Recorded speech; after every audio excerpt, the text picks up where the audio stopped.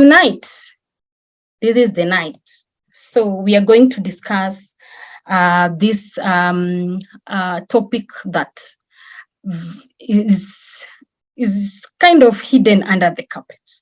But it is no secret that our world is constantly changing. Furthermore, what we are willing to talk about and the things we are no longer willing to keep quiet about are changing. In some ways, things are changing for better, but in others, we still have a long way to go. And so tonight, ladies and gentlemen, we are taking the road less traveled to empower ourselves on the vice LGBTQA+. And to unmask this somewhat dreaded topic is a phenomenal lady, Reverend Ruth Musembi, who is a passionate conversation catalyst.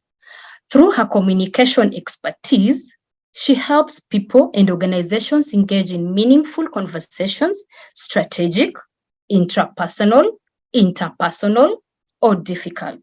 Ruth is a corporate trainer, a workplace culture change expert, and an ordained pastor who serves alongside her husband of 26 years.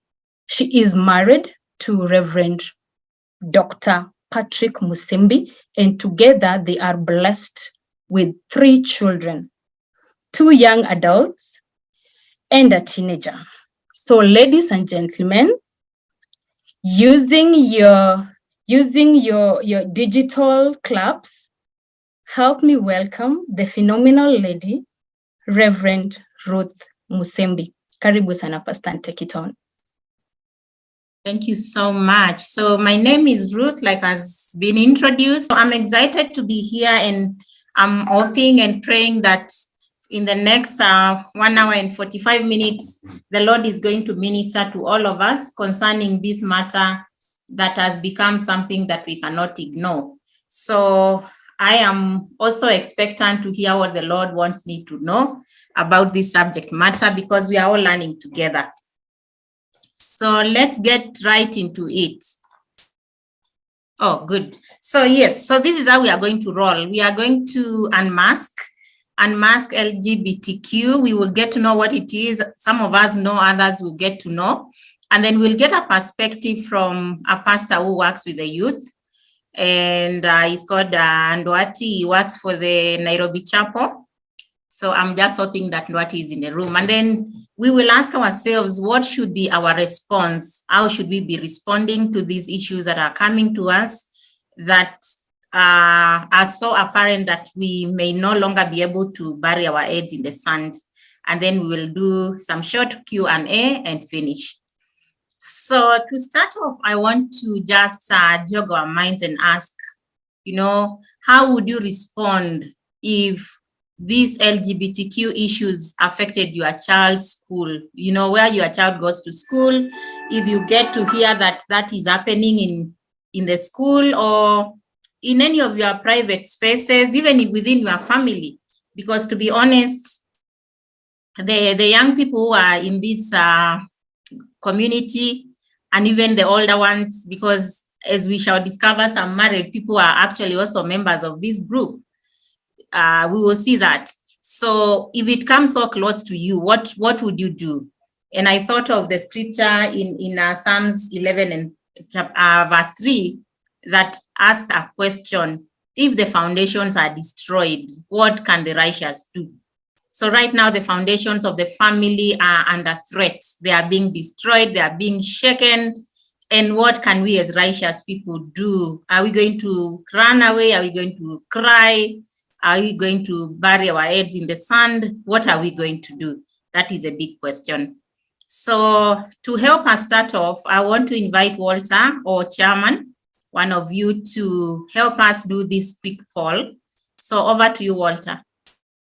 Yes, we can see. Let's do the quick poll. We can do the quick poll, and all of us are called to participate. And then if you have any questions, feel free to post on the chat as the presentation is ongoing.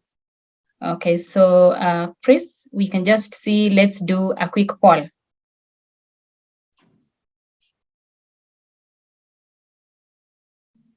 Yes, proceed.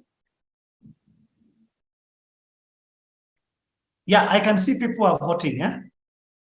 Great, great, Yep. great.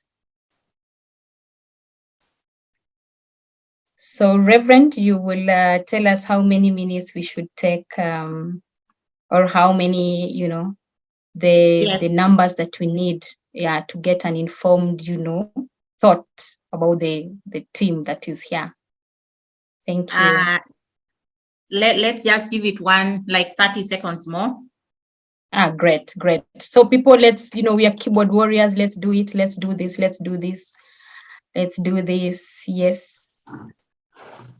Yes. The polls are coming in. Si ile ya kupiga kura, lakini ni kura pia.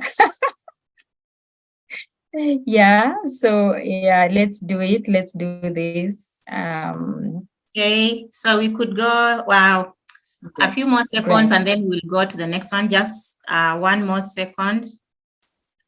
So I can see 74% of us are saying very upset. If you found out that your child had joined this group, you'd be very upset. It's now at 75. Someone that's upset, 7%, not upset at all, 4%. I don't know what I would do, 13%. And this cannot happen to me. It can never happen to my children, 1%. So let's see the second question, please.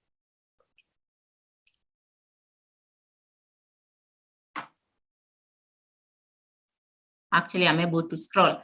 Okay, so the second question is, I know someone close to me, either a family, relative, neighbor, colleague, who identifies with the LGBTQ community. So yes is 34% and no is 67%. And with that, I'm going to end the poll. Thank you so much for participating. And like we can see, a good number of us, like a third of us, know somebody who is identifying as LGBTQ, and they are close people. We know them either at work, at home. And then 75%, 3/4 of us would be very, very upset if we discovered that something like this is happening to our children. We will look at these results later when we compare with what is happening in the USA, because a lot of this push for LGBTQ seems to be coming from the West, and specifically the USA. Last week, I was reading a story where the president of the USA gave or threatened to give sanctions to Uganda, because Uganda said that thing cannot happen in their country, people will be put in, and they were very categorical. And the president of the United States of America said, no, you can't say that. If you say that, we are going to cut ties, we will not do business with you, and so on and so forth. So we will see what is happening in America in a short while. But a lot of us would have these reactions: anger, confusion, disgust, anxiety, annoyance, self-pity, wondering why would this happen to me, self-blame, maybe thinking you caused it, fear and hate, and many, many others that we've not put here. So to begin to unmask LGBTQ plus, let's first understand the terminologies, because there are quite a number of terminologies. And what we have done, I shared a document which I prepared because I figured that in the time I have, I will not be able to explain these terminologies in depth. So in the chat, someone is going to post a PDF document with most of these terminologies that you could review later after the meeting. But maybe the main one would be the LGBTQ. What does it mean? So L stands for lesbian, and it would mainly be a woman who is attracted to other women. Gay, G stands for gay. These are men who are only attracted to men. However, as a general term, it is also applied to lesbians, and it is also applied to bisexuals.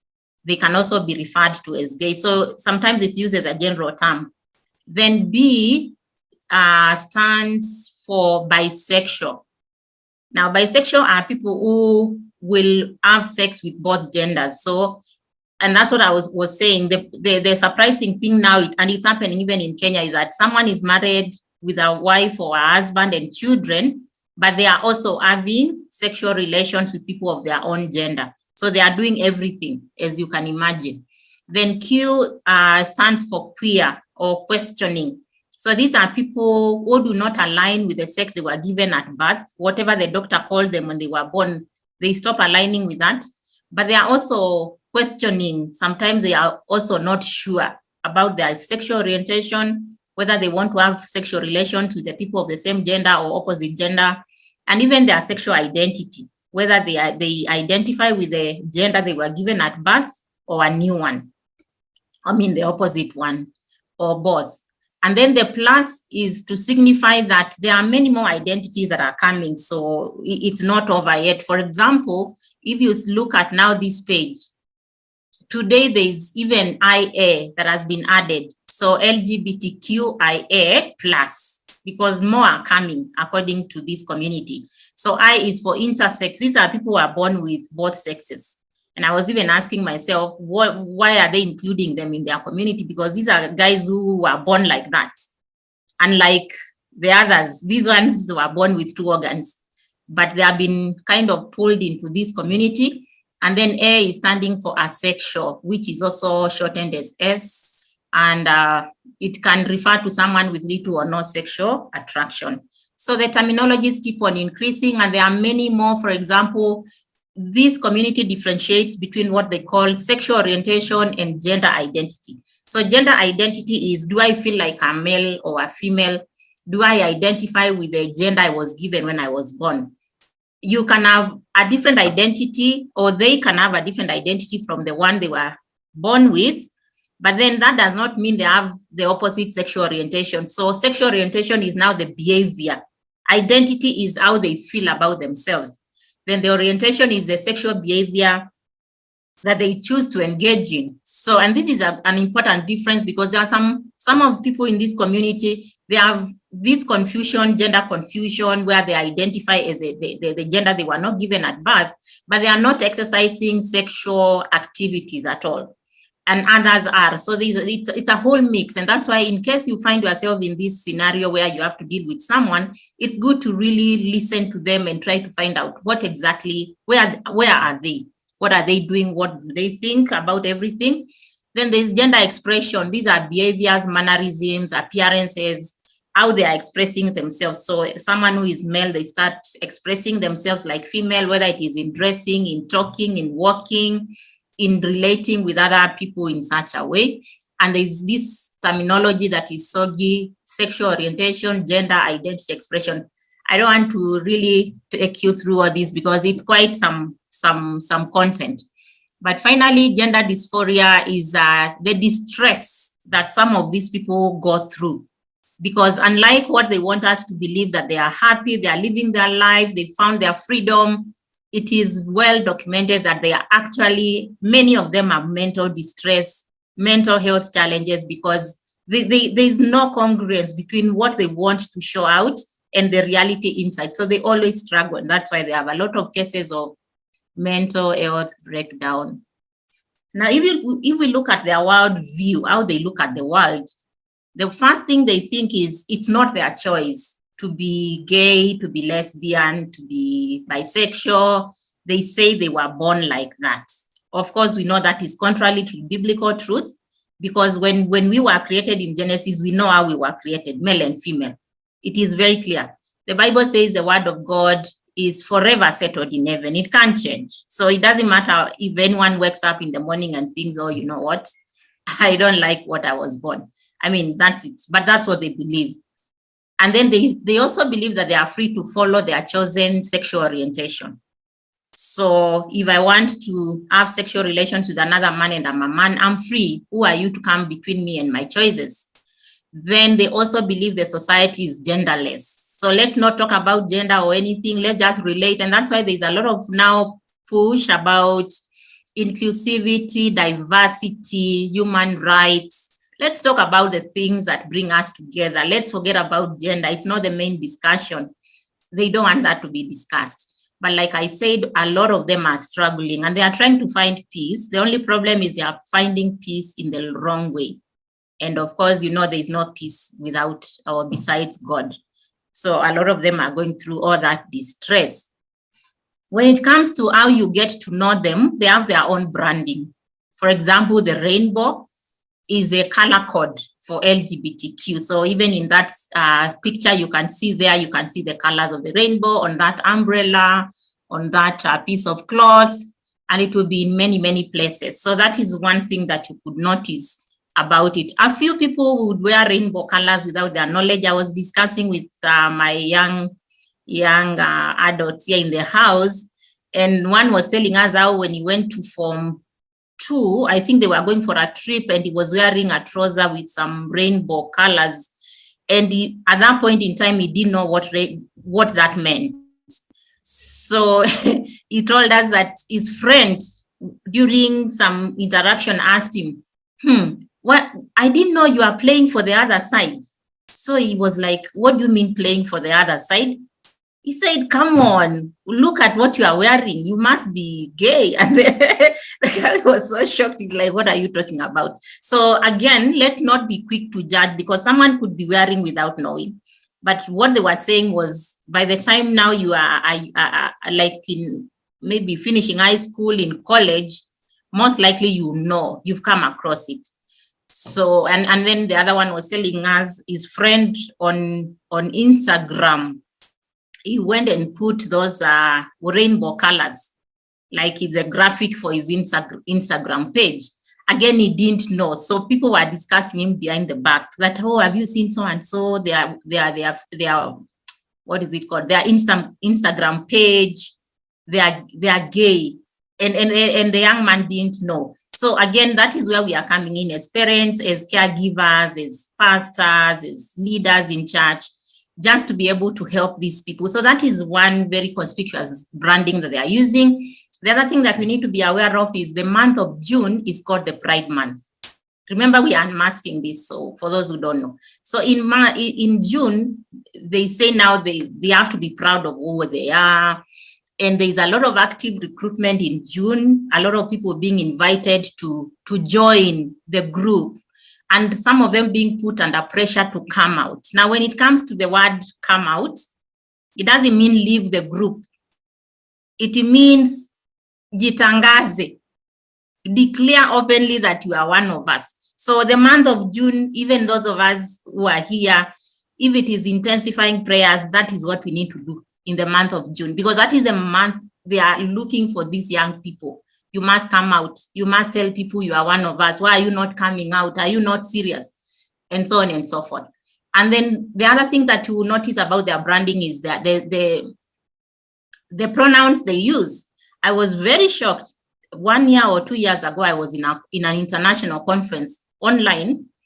And so when people would come to present their papers, they would write their name like Ruth Musembi, and then in brackets, like now the way we are here, I should have written Ruth Musembi in brackets, she, her.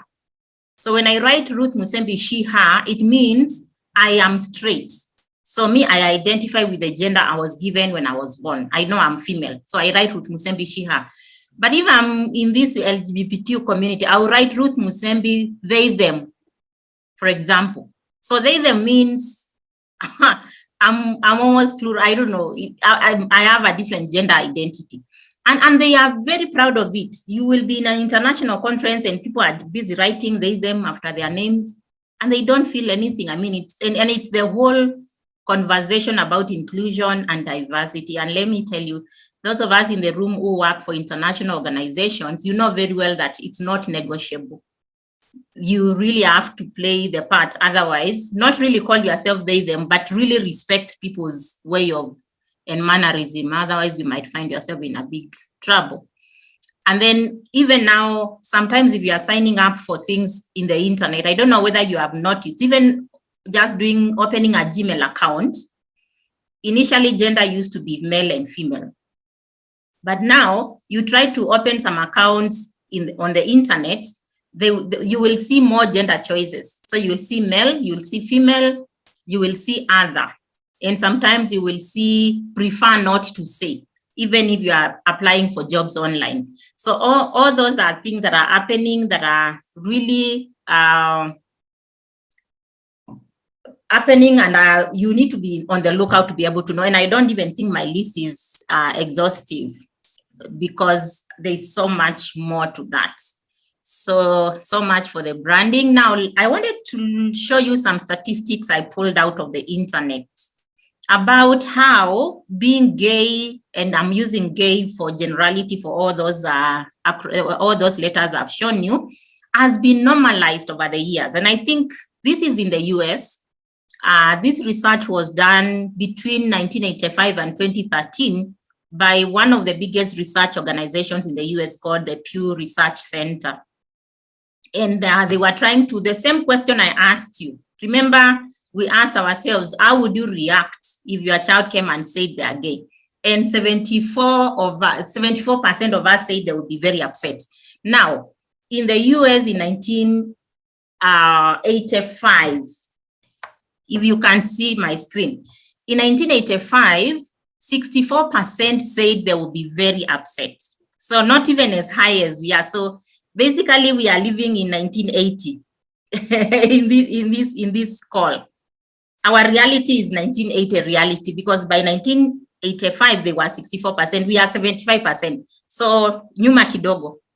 But I want you to see, if you can see my cursor, how things have been changing over the years. So 64% would be very upset in 1985, but by 2013, the number has dropped to 19%.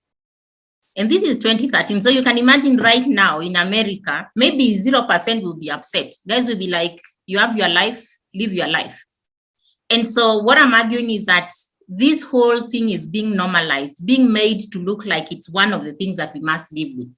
And obviously you've been seeing it in the media that that's what's going on. It's being made to look normal. Okay, let me show you some more statistics. This is another research body in the US called Gallup. So the question here is different. The first question was, what would you feel or do if you found out your loved one is in this community of gay? Now, this question is, how many of you identify as gay, lesbian, bisexual, transgender? They were asked, and this was just last year. But for Gallup, they have also done something nice, because they have done the trending. So from 2012 to 2022, you can see how things have been going.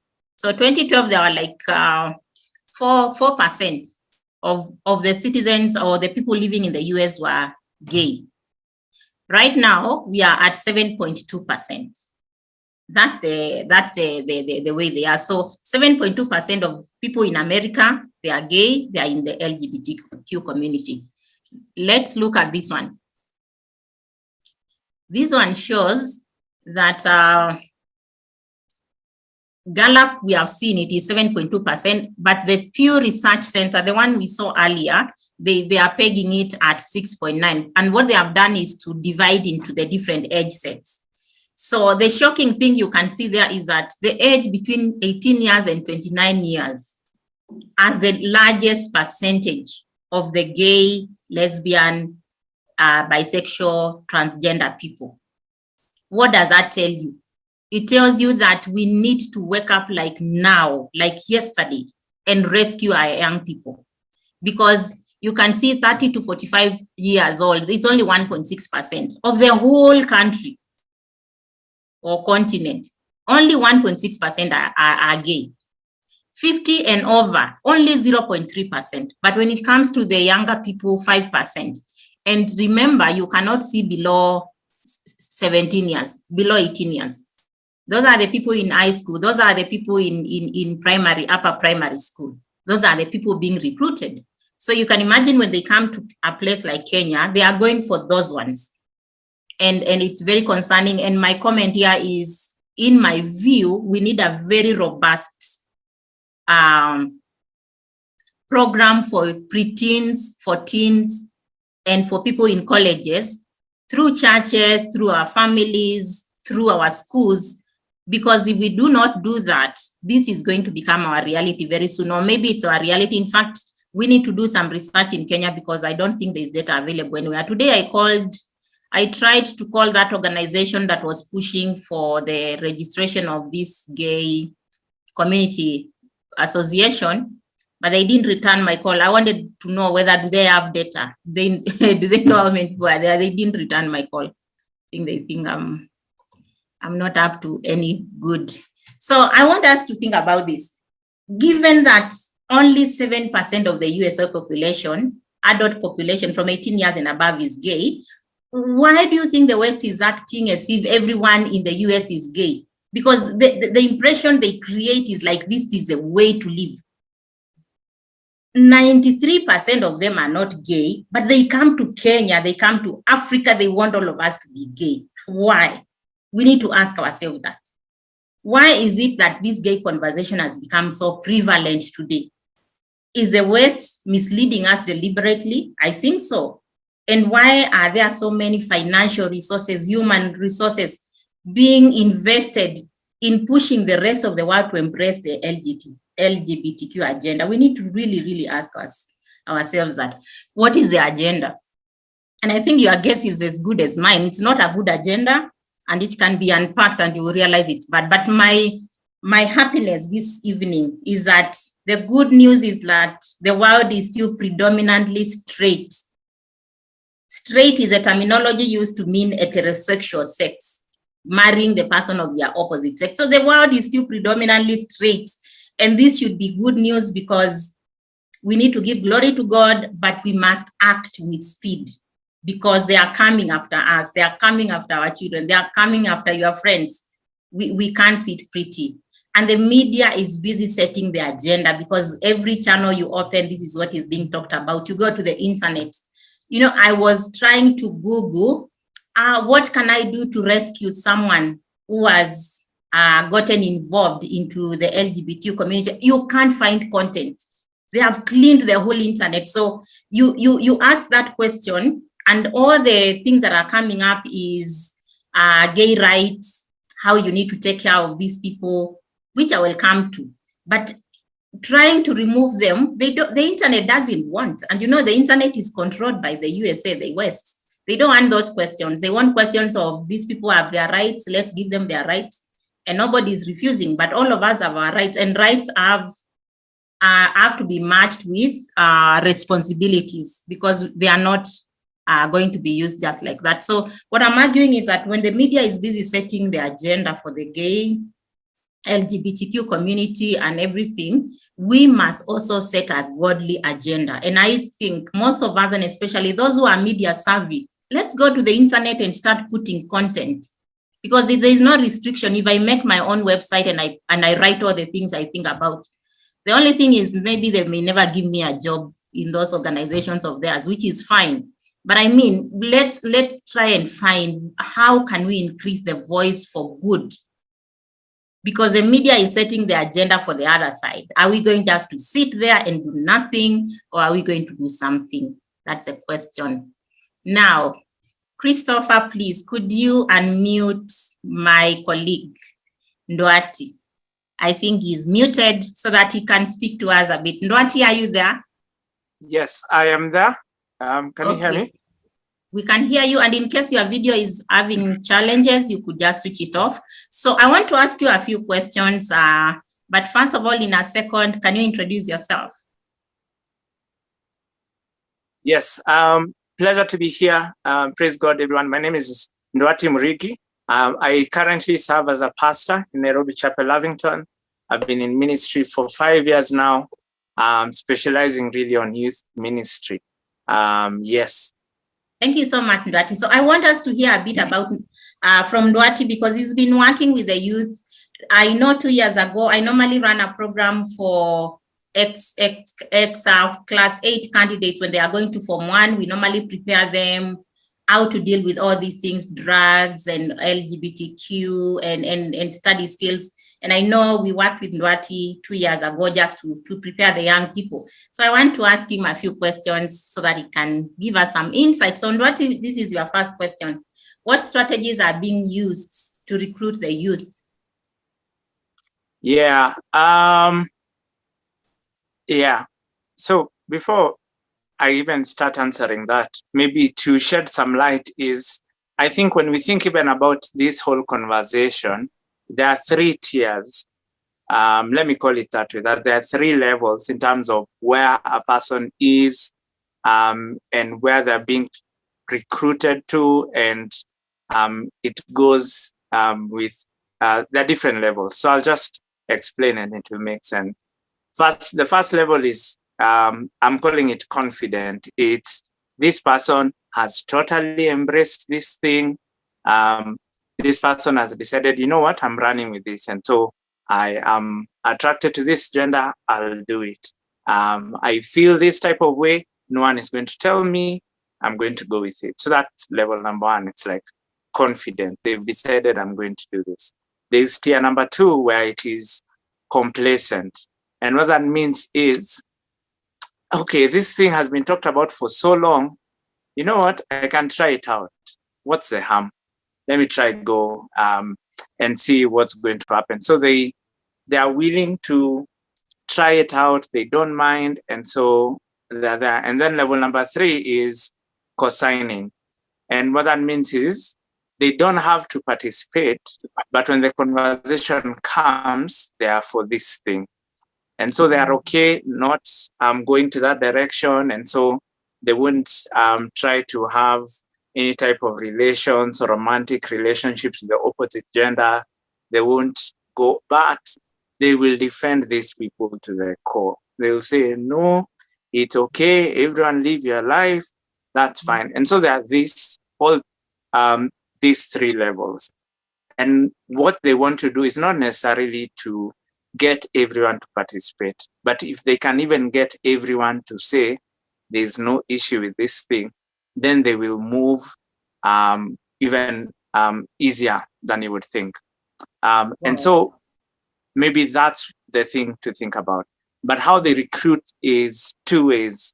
I think one is very passive and one is active. The one that's passive has to do with media. So there's, by passive, I mean there's no direct contact per se. And so there's TV and film. If you, maybe for those who maybe indulge into movies and watch them, the reality is right now, you won't watch a movie and not find something drawn there. Can be a painting on the wall in a restaurant, and it's of maybe 2 women and they're in a very provocative nature. Or it can be the main character or the second main character is of this name, is probably gay or is probably lesbian. And most of the time, what they actually do is this character is very, very lovable. And so they make that person like look very good. And the most interesting thing, just as you have said, is we've just seen like these guys are 7%, 6%. So even if someone were to argue, no, we just want to represent them, but how are they everywhere? They shouldn't be everywhere. They should be maybe once or twice if it's supposed to be a reflection of society. But they're just all over the place. And so that's how they're doing TV, film. It seems like in Hollywood, whether in a very formal or informal sense, but that has to feature anywhere. Netflix, your TV series, someone somewhere is of that thing, and they want to plant it in your mind. Another thing is social media as well, where I don't know if you've had this idea of being cancelled. So it's the idea of on social media, if you don't appeal to the masses or you do something wrong, it's very easy for people to gang around you. It's like online mob justice. Everyone will say, we'll no longer support Nduati. So if Nduati, for example, is an artist with music, when they cancel you, they're all saying, we won't go to download his music. And what that means is, I won't profit from the music I've put out there. The reality is also the people who are cancelled the most are people who, even if you say something slight about this community, like that's over for you, and you'll be cancelled. And so if you're a sports person, you lose endorsements, your team says, oh, you've been suspended for 6 months. If you just say anything, if you're an artist and you say anything, your music is no longer streamed and such things. And so that's happening in the social media world as well. And so what that does is, I am an artist, but I wouldn't talk about this sensitive topic. I can talk about anything else. There's a chance nothing will happen to me, but this one, I won't talk about it. And the point is, they want to make sure this thing keeps at the very top. I'm seeing someone on the chat talking about even cartoons, and that's very true. And so it seems like there's an agenda where they want to force it down our throats, and it's through our media. So we've talked about TV and social media. And the other one is more active. So one is through funding. So somehow they have a lot of money, which is very interesting. And they are willing to put it out there to get their agenda going. And so most of the times you find that even the people who speak the loudest, sometimes it's just a check is going to come in at the end of the month, and some have money. Or you can find them putting out like, do you want to do a short film? We will give you whatever, maybe $5,000 or $50,000 to do a short film, but it has to be around this theme. And you can imagine, maybe like for me, probably I'm a filmmaker. I'll easily say, oh, this is my dream. I've always wanted to do this. I'll close one eye and I'll decide to do that, especially because there's some money that's coming. So one of the ways is a funding thing, but then also related to it is also there's an advantage to it. You can get leverage. And so if you go on social media, you can find, even though like someone isn't of that community, you can find besides the name, they've put a rainbow. Or whenever those conversations happen online, they talk in a sense to defend this group or to say they are for them. And the reality is that there are companies that in a bid to be inclusive and to bring everyone together, they're actually looking for people who support such causes. And so thank you so much, Duarte. Let's go to the next question, which I'll ask us to answer in a minute. What signs should a parent look for? Or maybe a guardian, a teacher, a pastor? Yeah. What would they see in 1 minute that will show them that probably there's something going on? Yeah, so this is a hard question to answer straightforwardly.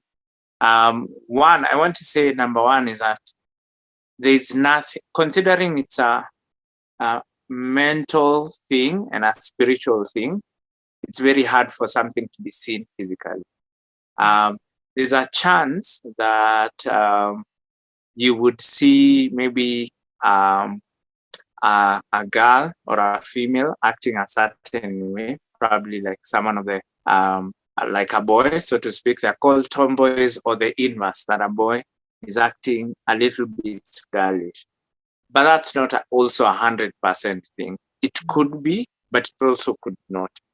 And so even looking out for those things, they may count, but you can never be too sure. The best way to know is them telling you. And this is where I really encourage for developing relationships with young people. Because if they have a relationship with you, if they can trust you, considering the very first time, it's usually a scary thing, there's a chance they might open up to you, and hence you would. So the surest way to know is them telling you. However, there are a few things you can look out for. What we've talked about is, for example, like checking on their social media, or even in their own dressing. Are they affiliating with certain brands? So, for example, like we talked about the rainbow type of thing. If you see something of the sort, maybe that's something that you can raise and ask a question about.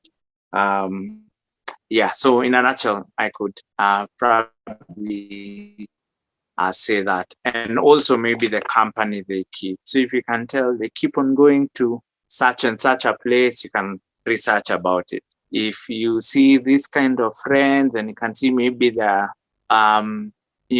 effeminate or tomboyish, that's also something you can always look out for. But the surest way is them actually telling you, and I really usually encourage, develop relationships with young people and they can actually disclose this thing.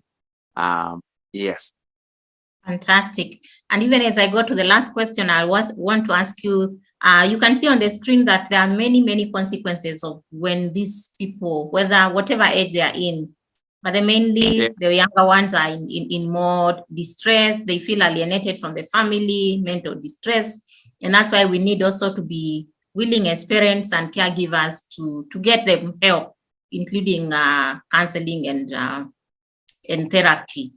And of course, we've had so many cases of them being attacked, because when they choose this path that is not acceptable in the society, then they are at risk. Of course, in Kenya and in Africa, many countries, they are at risk of prosecution.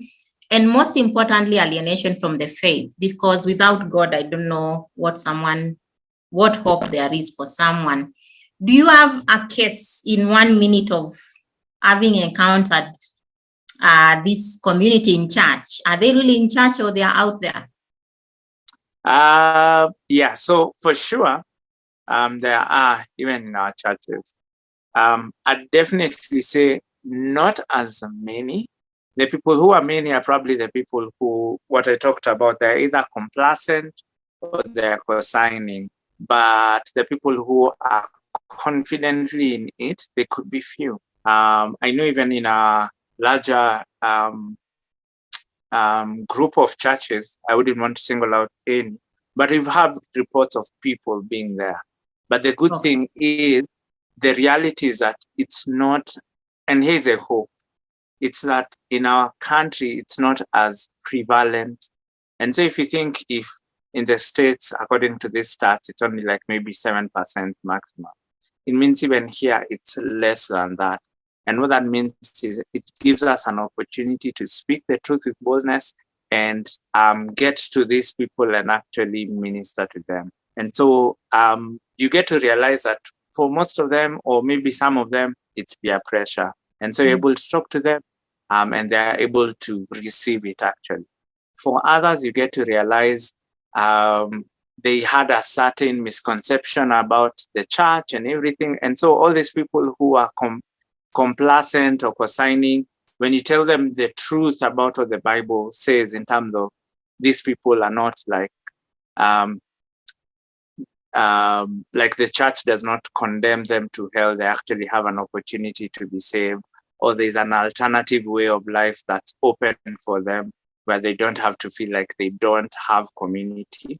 And then they realize, oh, the narrative I've been carrying out there that has been condemning the church is not actually true. And so we actually have an opportunity to engage these people, and they'll actually hear if we do it with just how you've titled this thing, with compassion in how we communicate the truth to them.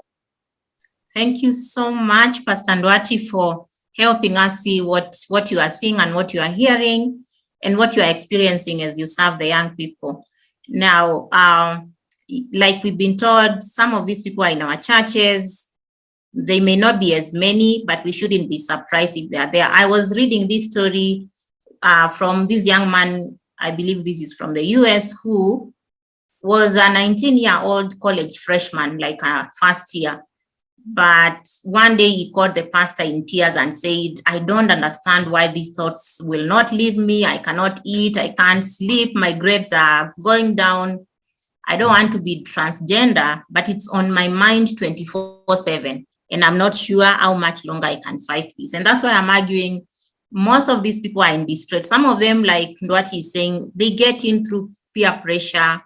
And when they are in, they don't know how to get out. It's pretty similar like drugs and similar things. So that's the reason why I'm arguing that we need to have some response that is both the tough truth, but compassionate, because it's not everyone who is in it that thinks it's a good thing to be. Some of them, but they put a face, and because they are being tutored and being coached, someone will put a face and they look like they are liking what they are doing, but deep inside, you can't be sure. So as I finish in the next few minutes, I'm asking myself, is there a way out and how can we respond?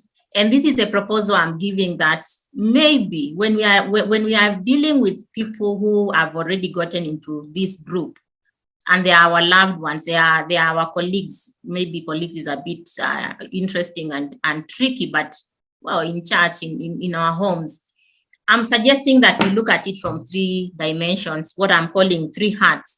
So that the first one, we look at it, we are kingdom ambassadors. We are here, we are Christians. A lot of the people in this call are Christians, I believe. And we need to affirm what God says in his word about this whole subject matter. So there's no discussion. I know I'm preaching to the choir, so I will not belabor. Let us keep on affirming that what God made us male and female, and said marriages between adults of the opposite gender, that's what is going to happen. We stick to that. Let's not move the way we have seen America from 1985. They are moving from 64% all the way to almost 0%. Then the second heart I would like us to wear is a heart of an advocate for family values. Let's not drop the ball or try to make things look a bit more palatable. Let's just stick to what we know is true. But last and very controversially is let's have compassion for these people. And I'm saying controversial because a lot of people confuse compassion with condoning. So someone will say, oh, Ruth, are you saying we condone what they are doing? I'm saying let's separate the person and the behavior. Every person is made in the image of God. They are the representation of God's image. So whatever they choose to do or to be, it never changes who they are. So when we look at them, we need to be like Jesus, who we read that when one time he saw the people and they were looking like sheep without a shepherd. They were distressed. They were dejected. And he had compassion on them. And even commented that the harvest is ripe, but the harvesters are few. So let us be those harvesters who are full of compassion, who are full of love, but who are speaking the truth, because we cannot compromise. So there are 4 practical things you could do. Maintain the relationship with these people. Please do not cut relationship, but as of course you talk to them the truth, but in love. Pray. I can't say this enough, because some of these things you will not do them any other way. Maintain hope. There are so many people who have been in it and they have left. I remember last year, but once seeing a pastor from the US who was speaking at CITAM, and he was explaining how he had gone into all these things and he had gotten rescued, and now he was a pastor, helping other people. So there is hope. And then we need to educate ourselves, because without knowledge, then how can we help other people? If we don't know how to swim, we can't help someone who is drowning. There are mistakes that we need to avoid. For example, if you discover someone is in this lifestyle, don't make that the only topic that you discuss with them every time you see them, if it is your child or your significant person. The only conversation now you have decided this is the only thing we will be talking about. They will get alienated, they will go. Remember, our goal is to pull them back to Christ. So there is so many other things you can talk about them. They are people, they have goals, they live. And that's why even in the workplace, we are being told, if I have an employee, I'm supervising and this is what they have chosen, I cannot say I won't give you work to do, that I will not appraise you, that you are going to be a non-performer. No. If they know how to do the math, they know how to do the math. It will not change because they have chosen this. So we need to really be aware of that. Let's not try to fix or control people's lives, because I can tell you it is futile. It never works. Pray for them. Have conversations like what you have said. Issuing threats also. I know parents, sometimes this thing can be so confusing. I don't know whether these threats work. I doubt they do. And then let's also avoid the thing of where the devil wants to make us feel like failures. So now that my child is in this, now that my spouse has become bisexual, maybe it is my fault. Maybe I didn't do this and the other. No, let us not allow that, because when you go that direction, even praying becomes very, very difficult. I cannot belabor conversations because Pastor Ndwatu brought it out so well. I'm a believer in parenting through conversations. And I won't go through this because time is up, but I wanted to bring out these two conversations that Jesus had with some people who are being seen as social misfits, outcasts. You know, the woman who was caught in adultery. Jesus told her, I will not condemn you, go and sin no more. And that should be our message to these people. We are not condemning you, but we are telling you that what you are doing is not what God wants you to do. And then the conversation with Zacchaeus, I was just imagining when they were at the dinner table, I don't think they were talking about taxes or those things. I'm sure they were talking about things that warmed the heart of Zacchaeus until he came to see his folly and even to do the restitution that he did. So we can borrow a lot from these two scriptures just to be able to say the truth, to be able to tell people this, what you are doing is not right. But then I'm going to be patient as I wait for you to come to the knowledge of truth, because even Christ is very patient with us. So a lot of people may ask me, so when we have these discussions that what he's talking about, what do we talk about? All this. And you will be given these slides. You can talk about the subject in general. You can talk about a behavior you have observed, but don't make conclusions. If you see someone with those rainbow colors, maybe they didn't know. Don't conclude. And if they know, just, talk it over. Talk about God and what God says about identity. Talk about love, that you love them no matter what. Talk about the global outlook and the lies that we are being fed on.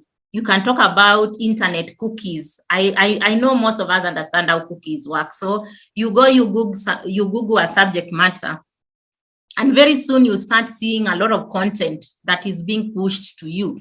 And most of the young people, they don't know that becomes their reality, because that's all. Every day you wake up and more articles have come, more people who are gay. So before you know it, all your world is that. And you get convinced that that is the only world that is there. So there are so many things you can talk about.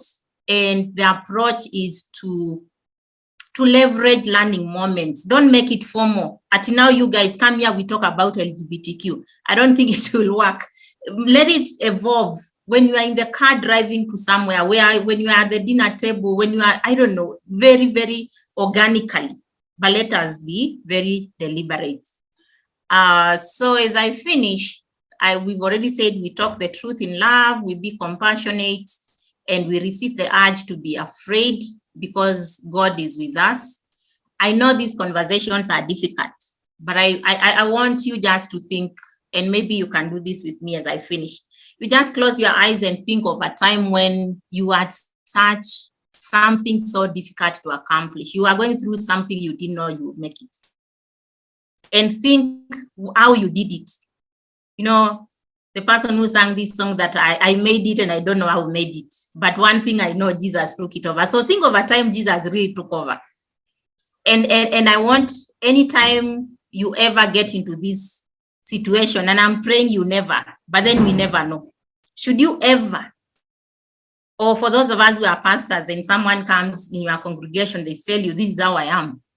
Just think of the last time God took over and now he did it for you. And it is the same way he's going to do it for you. Let us not fear anything, because fear is of the devil. And my call to action is, we must agree to have these difficult conversations about LGBTQ with our loved ones. And the earlier, the better.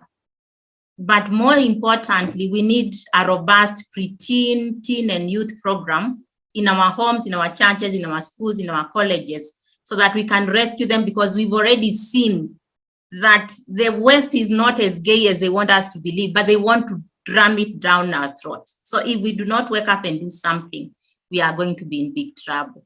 There are so many resources are put here, so many that you will be given.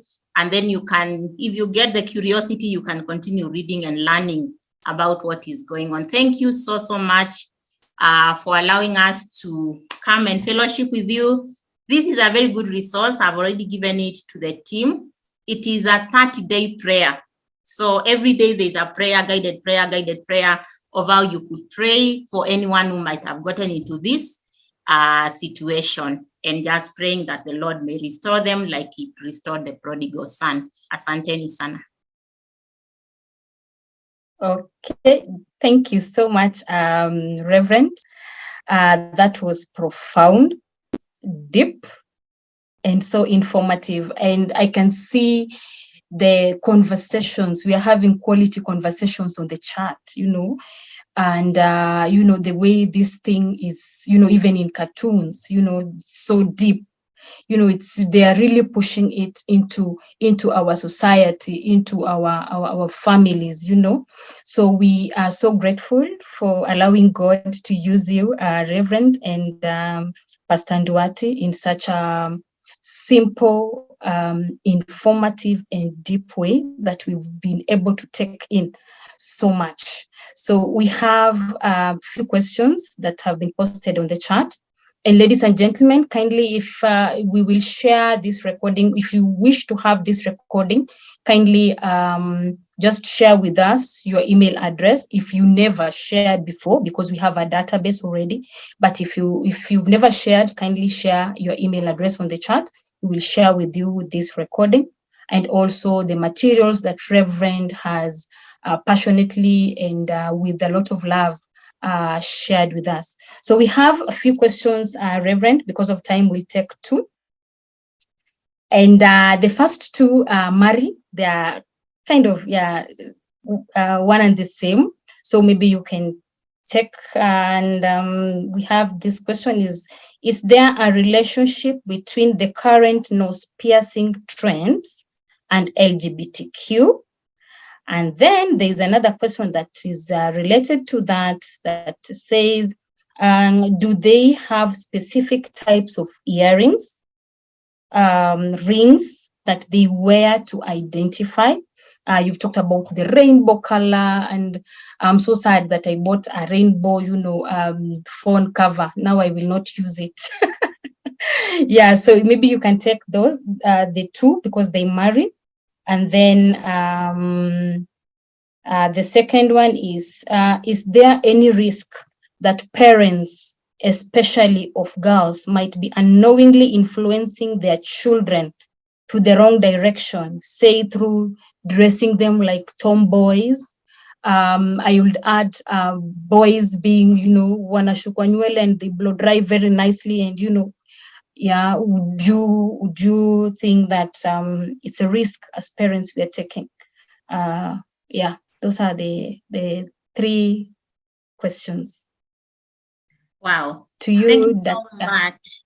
So starting with the first one, like Pastor Nduati said, we could try and look at externalities, what someone is wearing, whether they are piercing their ear, their nose, their tongue, their navel, I don't know, it's called that, in the stomach. But that is really the minimal, because this outward appearance may not necessarily be it. So the best thing is to create places where conversations can take place and these things can come out. Because again, there are certain people who will pierce whatever piercing, and it may not mean what necessarily we think it means. So we need to be very careful. I think the bottom line is just to be careful that we don't judge prematurely, or even judge at all. But yeah, I think if my son came and they have pierced their ears, or if piercing has become so common, or they've done something which I feel it's a bit off, then that should be a conversation starter. Like I was saying, let it be organic, and then I'll be like, I'm a bit curious. What's the matter? What's going on? Tell me something, that kind of thing. And these difficult conversations is what we run away from, and it's what I'm encouraging we run towards. The risk of parents influencing, I think, again, maybe we have been doing these things without, because when you see other parents dressing their children in a way, you also do the same. But I think now, with the knowledge we are having, everything we do, let it be properly explained and understood, so that the child will know, even if you dress like this, remember you are a girl, or remember you are a boy, and so on and so forth. So I don't know. That's how I would answer that question. And there's another question I've seen here, because I said Christians, I said we need to develop our own content and put it out there. And someone is saying, how to do that? Because most of the social media platforms are highly censored. This is a place where you come up with your own blog or your own website. Nobody's gonna touch your content on our website. Or maybe when people search, it will not come up. SEO. I mean, but let's try. Let's be defeated after we have tried. You come up with your blog or your website. You even pay for SEO. If you have the money or you get funding, we can write proposals. Those of us who are interested, let's come together and see what to do, because we can't be silent. One of the best resources online is by James Dobson, Dr. James Dobson, of Focus on the Family. And he has a lot of content. And when I go there, I still find it. So let's try to do something from this part of the world. That's what I would say. Wow. Wow. Wow. Powerful. Thank you so much, Reverend. And the questions have been powerfully answered. If there's any other question, we will take it offline and share with you as we share the presentation. All I can say is help us, Lord. You know, may God help us. May God help us. May God help us.